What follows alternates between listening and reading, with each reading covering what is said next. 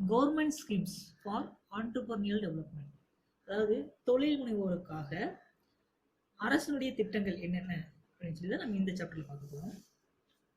Government of India's support for innovation and entrepreneurship in India.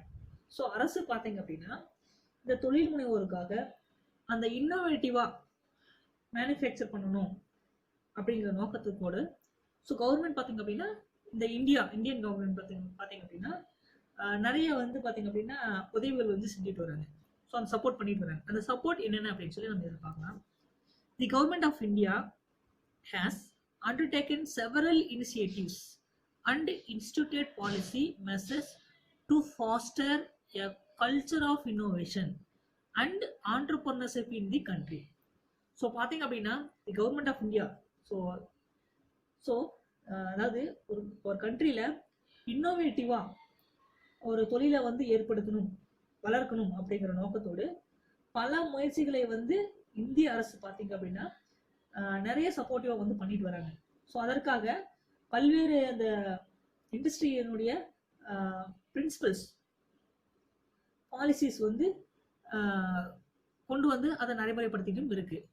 Job creation is a foremost challenge facing India. So இன்னைக்கு பார்த்தீங்க அப்படின்னா இந்த வேலை வாய்ப்பு அப்படிங்கிறது பார்த்தீங்க அப்படின்னா இன்னைக்கு இந்தியா எதிர்கொள்ளக்கூடிய மிகப்பெரிய ஒரு சவாலாக வந்து இருந்துட்டு இருக்குன்னு நமக்கு எல்லாருக்கும் தெரிஞ்சுதான். இன்னைக்கு வேலை வாய்ப்பு அப்படிங்கிறது மிகப்பெரிய ஒரு இதா ஃபேஸ் பண்ணிட்டு இருக்கோம் நம்ம இன்னைக்கு. அதாவது வேலை வாய்ப்புங்கிறது அவ்வளோ எளிதாக வந்து யாருக்குமே அமையறது இல்லை இல்லைங்களா. So with a significant and unique demographic advantage, India, however, has immense potential to innovate, raise entrepreneurs, and create jobs for the benefit of the nation and the world. So இந்த காரணத்தினால இன்னைக்கு வேலை வாய்ப்பு வந்து எவ்வளவோ வந்து கிடைக்காத இந்த சூழ்நிலையில இந்த கவர்மெண்ட் பார்த்தீங்க அப்படின்னா ஸோ இந்த ஒரு குறிப்பிட்ட அந்த தனிச்சிறப்பு மிக்க அதாவது இந்தியாவிற்கு வந்து நன்மை பயக்கக்கூடிய வகையில பல்வேறு வகையான அந்த புதுமைப்படுத்தக்கூடிய நோக்கத்துல ஆண்டர்பிரனர்ஸை வந்து மேம்படுத்துவதற்காகவும் அதே மாதிரி உலக அளவுல அந்த வேலை வாய்ப்புகளை உருவாக்குவதற்காகவும் இந்த மகத்தான ஆற்றலை வந்து செஞ்சுட்டு வருது. ஸோ இதெல்லாம் எப்படி நடக்குது அப்படின்னா த்ரூ கவர்மெண்ட்னுடைய இதுதான். ஸோ அதை தான் சொல்றேன், with the significant and unique demographic advantage India, however, his immense potential to innovate, raise entrepreneurs and create jobs. So நிறைய ஆண்டர்பிரனர்ஸ் வந்து உருவாக்கி அதன் மூலமா நிறைய ஜாப் ஆப்பர்ச்சுனிட்டி வந்து கிரியேட் பண்ணணும் அப்படிங்கிற நோக்கத்தோடு இந்த கவர்மெண்ட் வந்து பல்வேறு வகையான ஸ்பெஷலாக பார்த்தீங்க அப்படின்னா ஆக்ஷன் எடுத்து செஞ்சுட்டு வராங்க. So in the recent years, a wide spectrum of new programs and opportunities to nurture innovation have been created by the government of India across a number of sectors, namely அதாவது பார்த்தீங்க அப்படின்னா இன்னைக்கு இருக்கக்கூடிய அந்த காலகட்டத்தில் சமீப ஆண்டுகளில் பார்த்தீங்க அப்படின்னா புதிய கண்டுபிடிப்புகளை வளர்ப்பதற்காக இந்த பார்த்தீங்க அப்படின்னா அரசு பார்த்தீங்க அப்படின்னா பல்வேறு வகையான அந்த புதிய திட்டங்களையும் அந்த வாய்ப்புகளையும் ஸோ இந்திய அரசினால் அதாவது என்னென்ன மாதிரியான தொழில்களுக்கெல்லாம் வந்து சப்போர்ட் பண்ணணும் அப்படின்னு நோக்கம் செய்கிறாங்க அப்படின்னா sectors namely agricultural, chemicals and fertilisers, finance, commerce and industry, communication and information technology, corporate affairs, culture, food processing, housing and urban poverty alleviation and science and technology etcetera. அதாவது இன்னைக்கு இருக்கக்கூடிய அந்த சமீப காலமாகவே புதிய கண்டுபிடிப்புகளை வளர்ப்பதற்காக அரசு பல்வேறு திட்டங்களை வந்து கொடுத்துட்டு இருக்கு. அது என்ன மாதிரியான தொழில் அப்படின்னா விவசாயம், அந்த ரசாயனம், உரம், நிதி, வர்த்தகம், தொழில், தகவல் தொடர்பு, தகவல் தொழில்நுட்பம், ஸோ கலாச்சாரம், உணவு பதப்படுத்துறது, வீட்டு வசதி மற்றும் நகர்ப்புற வறுமை ஒழிப்பு, அறிவியல், தொழில்நுட்பம், இந்த மாதிரியான தொழில் வந்து மேம்படுத்துவதற்காக அரசு பார்த்தீங்கன்னா பல்வேறு வகையான திட்டங்களை தீட்டி மக்களுக்காக பல்வேறு நலன்களை செஞ்சுட்டு இருக்கு. இதுல financial assistance, insurance, subsidy, training, helps early stage tech startup and business loans. Special incentive is provided to set up new enterprise for entrepreneurs. So அது மட்டும் இல்லாம அதாவது அரசு பார்த்தீங்க அப்படின்னா அந்த நிதி உதவி செய்யறது, இன்சூரன்ஸு, தென் மானியம், ட்ரைனிங் கொடுக்கறது, தொழில் தொடங்குவதற்கான அந்த ஆரம்பகால தொழில்நுட்பம், அந்த பிஸ்னஸ் லோன்ஸ் கொடுக்கறது. ஸோ இந்த மாதிரி பல்வேறு வகைகளை வந்து மக்கள் அந்த ஆண்டர்பிரனர்ஸ் வந்து ஊக்குவிக்கும் நோக்கோடு அந்த புதிய தொழிலை வந்து நிறுவனங்கள் வந்து அமைக்கணும் அப்படிங்கிற நோக்கத்தோடு அந்த தொழில் முனைவோருக்காக இந்த மாதிரியான வாய்ப்புகளையும் கூட இந்த அரசானது ஏற்படுத்தி கொடுத்துட்டு இருக்கு. Then India's efforts at promoting entrepreneurship and innovation. இந்தியாவில் பார்த்தீங்க அப்படின்னா அதாவது தொழில் முனைவோரை வந்து மேம்படுத்துவதற்காகவும் மேம்படுத்துவதற்காகவும் தென் ஆண்டர்பிரினர்ஷிப் அண்ட் இன்னோவேஷன் அந்த புதுமையை வந்து புகுத்துவதற்காகவும் ஸோ இந்தியா என்னென்ன முயற்சிகள் வந்து எடுத்துட்டு இருக்கு அப்படின்னு சொல்லி நம்ம இதில் ஒன் பை ஒன்னா பார்க்கலாம். அதில் first one Startup India. Startup இந்தியான்னு என்ன சொல்லுவாங்க அப்படின்னா பாருங்க, so the Startup India initiative government of India promotes entrepreneurship by mentoring, nurturing and facilitating startup through their life cycle. அதாவது India பார்த்தீங்க அப்படின்னா இந்த தொடக்க நிலையிலிருந்தே அதாவது ஸ்டார்ட் அப் இந்தியா அப்படின்னா ஒரு நிறுவனத்தை தொடங்குறோம் இல்லையா அதை தான் வந்து ஸ்டார்ட் அப் அப்படின்னு சொல்லுவோம். So start up India initiate தொடக்க நிலையிலேயே என்ன பண்ணுது அப்படின்னா initiate government of India promotes என்ன கொடுக்குது அப்படின்னா என்டர்பிரினர்ஷிப்பை மென்சரிங் என்ன பண்ணுது ஆலோசனை கொடுக்குறது, தென் நியூட்ரிங்னா வளர்க்கிறது and facilitating startup through out there life cycle. அதாவது இந்திய அரசு பார்த்தீங்க அப்படின்னா ஆலோசனை கொடுக்கறது மட்டும் இல்லாமல் அதை வளர்க்கறதுக்கு ஆதரவு கொடுக்கறது, இந்த மாதிரியான நடவடிக்கையும் கூட அரசு வந்து செயல்பட்டு இருக்கு. அது மட்டும் இல்லாம இது எப்ப இருந்து நடக்குது அப்படின்னா சின்ஸ் இட்ஸ் லான்ச் இன் ஜனவரி 2016 ஜனவரி 2016 இருந்தே இந்த திட்டத்தை வந்து துவங்கி ஒரு நிறுவனத்தை ஆரம்பிக்கும் பொழுதே அவங்களுக்கு உண்டான ஆலோசனை கொடுக்கறது, வளர்க்கு உண்டான மெத்தடை வந்து ஃபாலோ பண்றது, ட்ரைனிங் கொடுக்குறது, இந்த மாதிரியான ஆக்டிவிட்டிஸ் எல்லாம் இந்த ஸ்டார்ட் அப் வந்து பண்ணிட்டு இருக்கு. தென் த initiative has successfully given a head start to numerous aspiring entrepreneurs.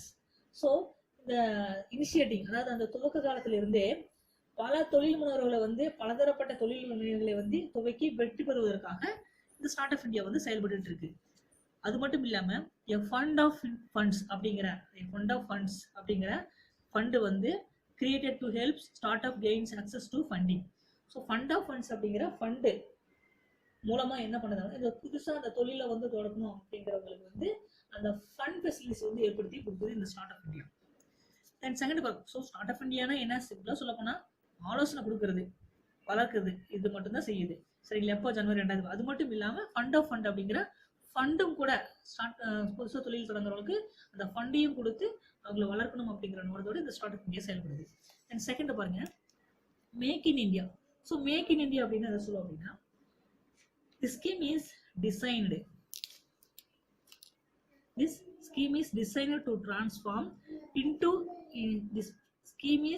to transform India into a global design and manufacturing hub. The Make in India initiative was launched in September 2014. அதாவது இந்த திட்டம் பாத்தீங்க அப்படின்னா இந்தியாவை வந்து பாத்தீங்க அப்படின்னா அதாவது குளோபல் டிசைன், அதாவது பன்னாட்டு உற்பத்தியில பாத்தீங்க அப்படின்னா பன்னாட்டு லெவல்ல பாத்தீங்க அப்படின்னா உற்பத்தி பண்ணணும் அப்படிங்கிற நோக்கத்தோடும் இந்த திட்டம் வந்து செயல்படுத்தப்பட்டு வந்துட்டு இருக்கு. எப்போ அப்படின்னா இந்த திட்டம் எப்போ வந்ததுன்னா செப்டம்பர் 2014. ஸோ வேர்ல்ட் லெவல் அதாவது குளோபல் டிசைன் அண்ட் மேனுஃபேக்சரிங் உலக லெவலில் பார்த்தீங்க அப்படின்னா அந்த பொருள் வந்து மேனுஃபேக்சர் பண்ணி டெவலப் பண்ணணும் அப்படிங்கிற நோக்கத்தோடு இந்த திட்டம் வந்து செயல்பட்டு இருக்கு. எப்போ செப்டம்பர் 2014 இருந்து. தென் it came as powerful call to India's citizens and business leaders and an invitation to potential partners and investors around the world to centralize information about opportunities in India's manufacturing sector. So அது மட்டும் இல்லாம இந்த திட்டம் பார்த்தீங்க அப்படின்னா பல்வேறு முறையில் India வந்து அந்த குளோபல் லெவலில் பார்த்தீங்க அப்படின்னா அந்த மேனுஃபேக்சரிங் பண்ணி அது வந்து இது ஒரு சென்டராக இருந்து மாற்றுவதற்காகவும் இந்த என்ன பண்ணுறாங்க அப்படின்னா இந்தியாவில் இருக்கக்கூடிய அந்த Indian citizens, business leaders and potential பார்ட்னர்ஸை, இன்வெஸ்டர்ஸை, ஸோ இவங்களுக்கெல்லாம் ஆப்பர்ச்சுனிட்டிஸ் வந்து ஏற்படுத்தி கொடுக்கறது இந்த மேக் இன் இந்தியா.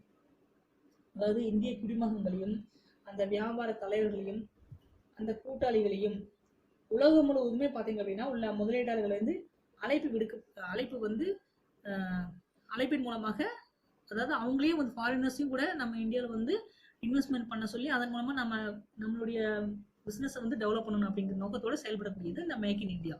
ஸோ அது மட்டும் இல்லாம this has in turn helped procure investments, foster innovation, develop skills, protect intellectual property and build best in class manufacturing infrastructure.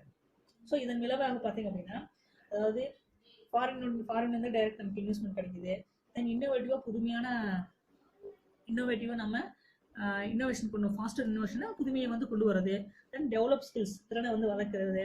Then protect intellectual property, அது மட்டும் இல்லாமல் சொத்தை வந்து பாதுகாக்கிறது, உற்பத்தி பண்ணுறது.